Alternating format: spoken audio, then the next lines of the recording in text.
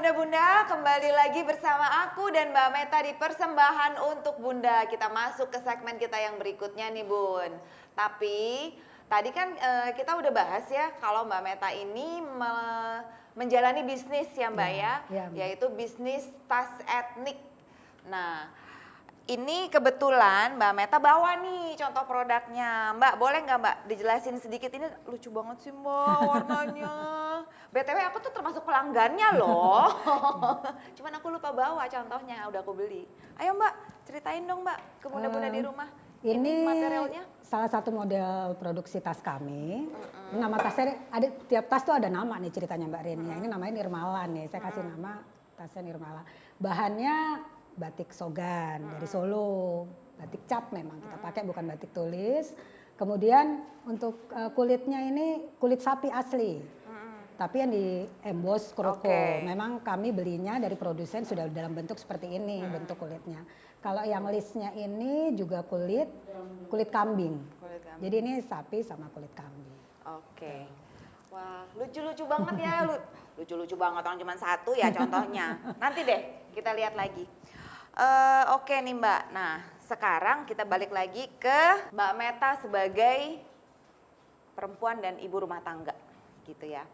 Nah nih Mbak Meta nih kan wanita berseragam, udah gitu wanita pebisnis juga iya, terus ibu rumah tangga juga. Boleh nggak Mbak kasih tahu contoh konkret cara Mbak Meta membagi waktu untuk ya semua kegiatan keseharian yang Mbak Meta seandainya dalam satu hari Mbak Meta ketemu jadwal yang berbarengan gitu. Memang ada beberapa kali seperti itu Mbak. Nah kebetulan dari kecil itu kalau saya kasih kebiasaan ke anak-anak ya, untuk contohnya misal untuk mereka mempersiapkan diri untuk ke sekolah. Jadi tiga anak saya itu dari kecil mereka sudah terbiasa mempersiapkan satu malam sebelumnya. Perintilannya semuanya, bukan hanya tasnya yang berisi buku pelajaran dan sebagainya, tapi sampai seragamnya, sampai pakaian dalamnya juga.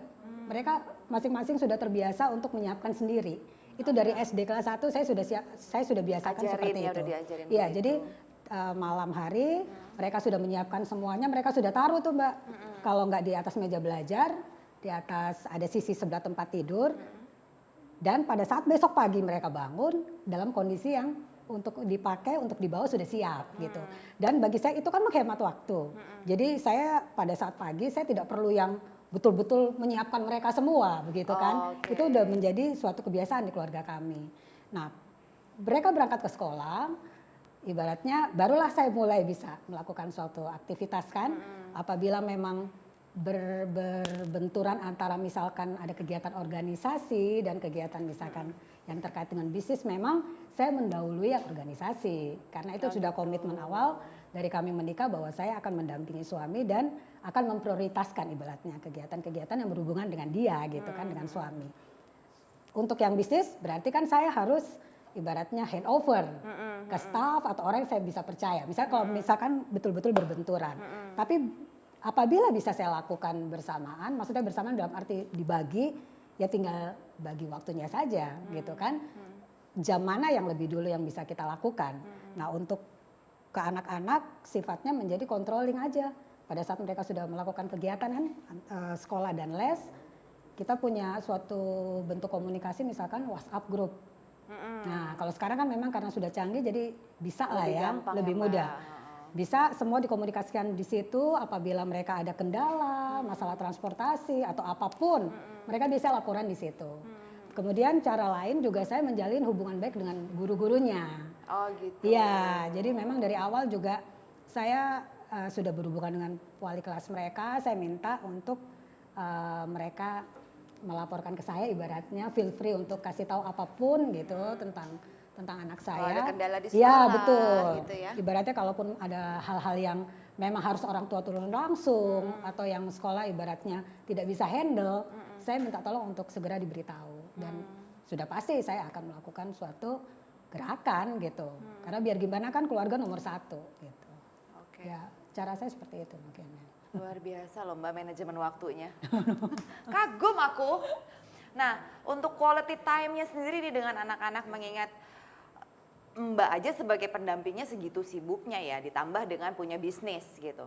Terus pasti dong sang suami lebih sibuk lagi kegiatannya dari Mbak. Nah, gimana nih Mbak dengan suami Mbak Meta maintain quality time dengan anak-anak? Ya, kalau sebelum pandemi memang quality time kita kalau yang tiap hari itu otomatis malam hari. Karena mereka aja pulang sekolah itu kan rata-rata sudah sore toh. Jadi kita punya kebiasaan malam itu memang kita tidak terbiasa untuk makan malam bersama karena waktunya kadang-kadang tidak match. Makan tuh bisa sendiri-sendiri. Tetapi untuk ngobrol misalkan hari ini aku gini loh mama tadi begini itu sudah terbiasa kita otomatis gitu. Jadi menjalin suatu komunikasi di ruang keluarga. Bisa jadi tidak kumpul lima-limanya, hanya misalkan saya sama 2 orang anak atau saya sama 1 orang anak.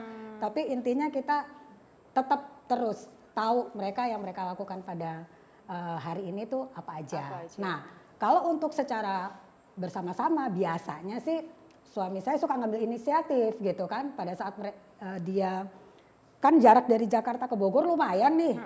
Ibaratnya kadang-kadang unpredictable gitu lalu lintasnya kan suka macet juga.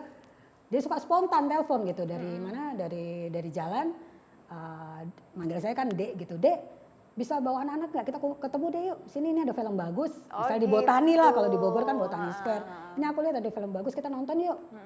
Ibaratnya kalian naik Grab aja deh, nanti pulangnya baru kita balik. Nah itu sering sekali kita seperti itu. Oh gitu. Atau enggak tiba-tiba nanti kita makan deh di sini deh, yuk kumpul ya di sini ya, nanti kita ketemu di titik ini. Atau enggak pada kadang-kala ada 3 titik, kita lagi ada 3 titik yang berbeda. Nanti ya saya pokoknya ke titik yang disetujui, misalnya anak masih di tempat les gitu. Seringkali juga nggak semuanya bisa, 3-3-nya bisa jadi yang bisa cuma 2, yang 1 nggak bisa. Tapi tetap itu menjadi suatu rutinitas sih. Nah, pada saat pandemi, nah kebiasaan ini berubah nih kan, karena kita banyak di rumah, otomatis juga komunikasi dengan anak lebih lancar, lebih lancar gitu. Aduh ya Gitu. ampun Dit. Berarti ada kekompakan ya dalam model Mbak membentuk dan mendidik anak antara Mbak dan suami Mbak gitu. Jadi matching akhirnya semuanya bisa kita berusaha selaras. cari waktu lah ibaratnya. Gimana caranya ya ada momen yang bisa kumpul gitu. Nah, terus luar biasa sih Mbak dari tadi aku oh gitu caranya. Sebenarnya kita berteman tapi aku nggak terlalu tahu banyak tentang Mbak Meta nih ke dalam-dalam seperti sekarang kita ngobrol. Beda hal. Iya beda ya. Nah terus Mbak gimana cara Mbak berkomunikasi nih sama anak ya? Kan gini, anak yang sering dibawa-bawa berpindah-pindah, biasanya tuh kan suka ngalamin culture shock nih Mbak. Mereka harus adaptasi mulai dari sekolahannya, temennya lagi, lingkungan tempat tinggal dan segala macam. Terus pernah nggak Mbak terpaksa banget di zaman mereka usia mereka masih belum terlalu besar ya masih anak-anak, kalau sekarang kan udah besar-besar ya Mbak ya gitu.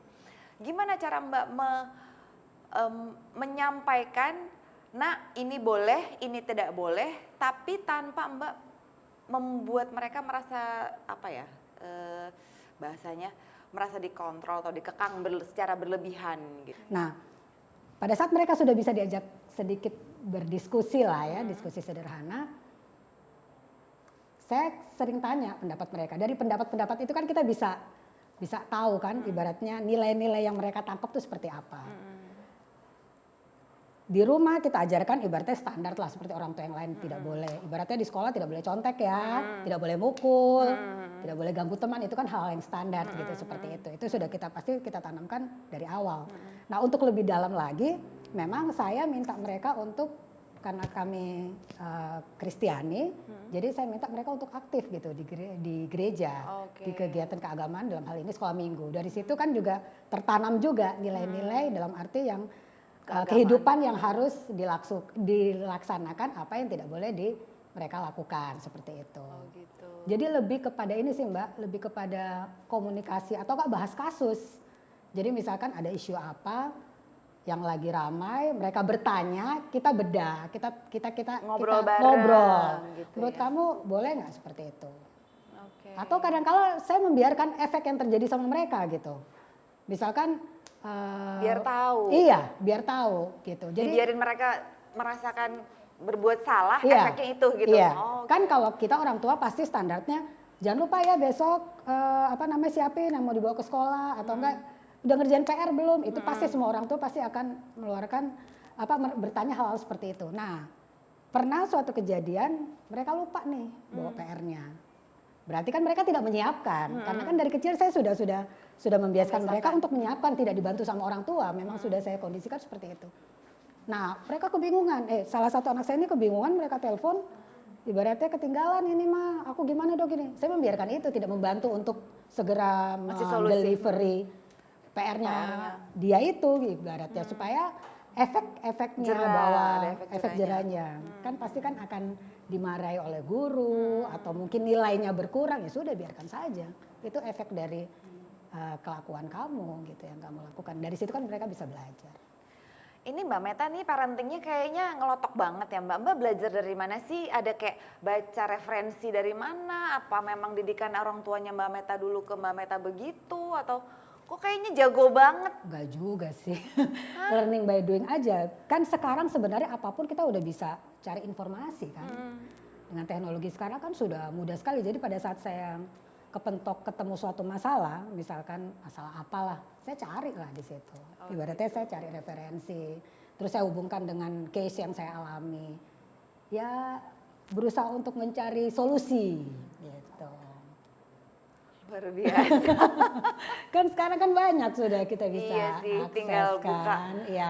Kalau dulu waktu Neng Google, belum jawab. zaman seperti ini, memang saya punya hobi, salah satu me time saya itu ke Gramedia, ke toko buku. Oh gitu, that's why. Nah, disitulah mencari referensi atau topik-topik yang dalam arti yang bisa membantu.